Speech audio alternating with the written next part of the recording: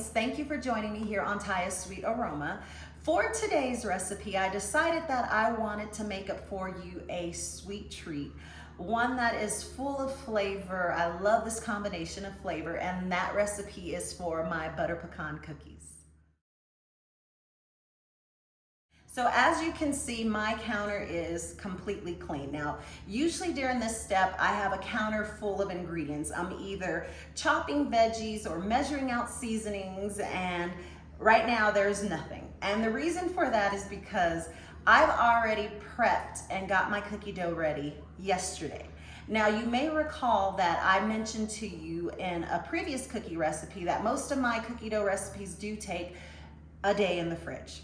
And I can't really stress that enough to you. I think it is a very, very important step for these cookies. You gotta give those glutens a chance to relax, and they are gonna just absorb some of those other ingredients. They're all gonna have a chance to really just marry together. It bakes up so much more nicely when you work with a cold cookie dough than with one that's warm. And, you want peas?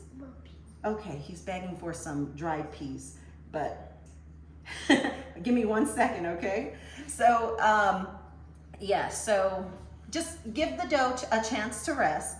After that day, then you can bake it up. It can last for up to 3 days in your fridge. You can even freeze the dough if you want, if you're not gonna use it within those 3 days. So in the back, he's kind of sidetracked me. I'm not sure if I already said this, but in the back, I have my sheet pans all prepped and ready to go. I recorded those clips from yesterday. So while I get him his pea snack and get the dough out of the fridge, I'm gonna let you go ahead and watch those clips, and then we'll move on to the next step. To this skillet that has been set over a medium-high heat, I'm gonna add in my pecans. Spread them out a little and allow them to start toasting. Now, you want to keep an eye on your pecans because you don't want your nuts to burn. What's going to happen is they're going to start to release some of their natural oils, and then they're going to get nice, and you'll smell that really nice nutty flavor. But you want to make sure that you do not leave them unattended for too long during this process so that they don't burn. And just toss them every so often as they're cooking. My pecans have had a chance to get nice and toasted. I can really smell that nuttiness. So I'm gonna go ahead and turn the heat off and transfer them back into their bowl. To this pot that has been set over a medium heat, I'm gonna start by adding in my 2 sticks of butter. As you can see, my butter has now melted, and it has sort of this low simmer thing going. Every so often, I like to get the pot and just twirl it. And I'll continue to do this until the butter starts to brown, and I'll show you what it looks like when it gets there. Okay, my butter has had a chance to brown beautifully, and it's a little hard. Let me turn this heat off really quick. It's a little hard for you to see through all the foaminess on the top, but it should turn this really beautiful, almost golden color. You'll start to see some little brown bits on the bottom of the pan. There you go. You can see it here. It should be this really beautiful golden brown color. Then you'll know it's ready. I'm gonna go ahead and pour this into another bowl and allow it to cool. The ingredients you're gonna need for these butter pecan cookies is the dark brown sugar, granulated sugar, all-purpose flour. I also have in here some baking soda, baking powder, salt, eggs, pure vanilla extract, the toasted pecans, as well as the brown butter that has cooled completely. To my mixer that has been fitted with the paddle attachment, I'm going to start by getting in my sugars and my brown butter. Now, I did want to mention before I get this machine going that you can do everything that I'm doing now with the handheld mixer. So if you don't have a stand mixer, you can just use a handheld mixer. So I'm gonna get my sugars in and the brown butter. Now I'm gonna turn my mixer up to about a medium-high speed and allow these to cream together for about 5 minutes, and I'll show you what it looks like when it gets there. Okay, now I'm gonna turn the mixer back on over a medium-low speed and begin beating in my eggs one at a time.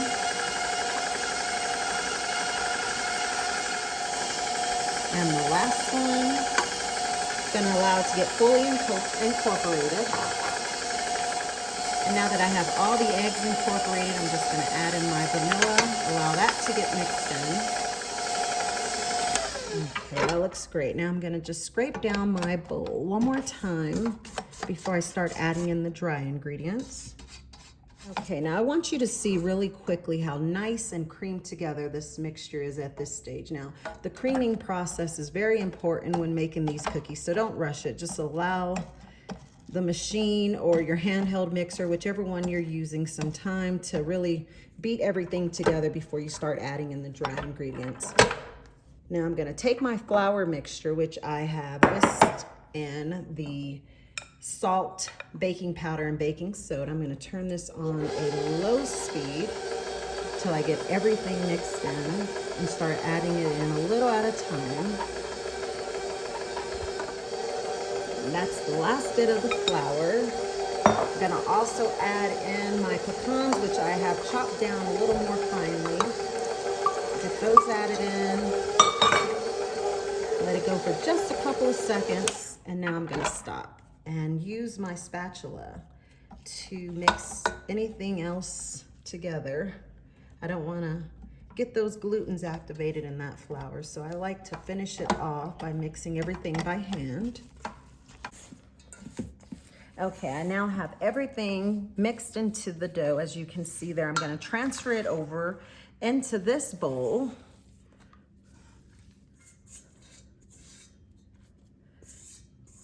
Okay, and then I'm gonna smooth this out into an even layer.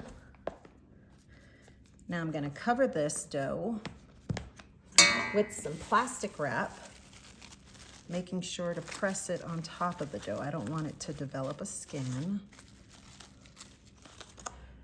And cover it up, place it into the fridge for at least 24 hours. And after that 24 hours, I will show you what it looks like. So here is my cookie dough, the way that I like to store it up and keep it nice and fresh in the fridge during that 24-hour wait. But you can really like smell that brown butter. It has all just solidified back nice and hard together. So you're gonna have to use a little elbow grease when getting this cookie dough out. Something else that I do like to mention is in order to keep all the cookies nice and uniform, I do like to use a ice cream scooper. Mine is the smaller version. I have this one, let me show you, or you can use one that's a little bigger. This one is about, no, this one's about 1 inch thick. This one has a number 24. I wouldn't say it's 2 inches though, but you can see the difference. So I like to make the cookies a little smaller with this recipe. So I'm gonna be using the smaller ice cream scoop. Now I'm gonna bring you in a little bit closer so we can get to scooping the dough if I don't eat it all. One other thing that I almost forgot is the nuts from yesterday. Now I went ahead and finely chopped those nuts. I'm gonna be using that to press the top of the cookie dough scoops onto, which you'll see here in just a second. And remember, this is really, really hard at this stage. So you gotta put some muscle into getting it out. Now, once I have it filled, take it out and just pat it in some of these pecans, then place it onto my sheet pan. I'm gonna continue to do that until I have 12 done so that I can get them into the oven, but I will show you what they look like when they're all done. Now that I have all of them scooped and topped with the pecans, I'm just spreading them out, giving them all some space to bake up. Okay, so I'm gonna go ahead and get these into my oven that has been preheating at 350 degrees. And while these ones are baking, I'm gonna be getting some more scooped and ready to go. So when those come out, I can get the next ones in, but I will show you what they look like when they're all done. The cookies have now come out of the oven. They were in there for about 13 minutes. You can see that they have a nice sort of crunchy exterior, but the inside remains real nice and soft, which I'll show you here in a second, but I'm gonna go ahead and let them set and finish cooling directly on my sheet pan. And when they're all done, well, once they cool off some more, I'll go ahead and show you the inside. The cookies have had a chance to chill and set, but I wanted to show you a close-up. My lighting is never good on these things, but you can see how nicely shaped the cookies are, and that's from molding them in that ice cream scoop. But look at this. The outside has a nice crusty exterior, while the inside is nice and soft, and you can see all those little brown butter bits in there, and they smell amazing. One more thing that I did want to mention before I let you go is that I did have a few of the chopped pecans left. Now you can roll the whole dough in the pecans and have it crunchy all around it. You could add more into the batter, but I'm just gonna throw these into the freezer and save them for maybe ice cream social night, or just top them on some pancakes or whatever. So keep those on hand. They're really good once they're toasted up like that. I'm gonna give these a try. I have somebody hanging out here with me who's been nice and patient, waiting on his cookies to get done, huh? Mama. Yeah, you've been waiting, huh? Do you want to try this half? Yeah. Okay, here, hold that one. Let's say cheers. You forgot to say cheers. Hit it. Hit it. Okay, now you can taste it. Outside has that crunch. Are they good? Good. They're good? Tell everybody, say, they're good. They good. They good, huh? Real buttery. You got that brown sugar taste in there. And those pecans. Give it a nice crunch. So delicious. Butter pecan is one of my favorite ice creams. I mean, I would get these right fresh out the oven, top them with some butter pecan ice cream so it can melt all over them. You got to give this recipe a try. Say, try this recipe out. Say, it's worth the day wait. Day wait. He's getting there. Anyhow, I thank you for spending time with me here today. Don't forget to like and subscribe below, and I hope to see you again next time. Bye.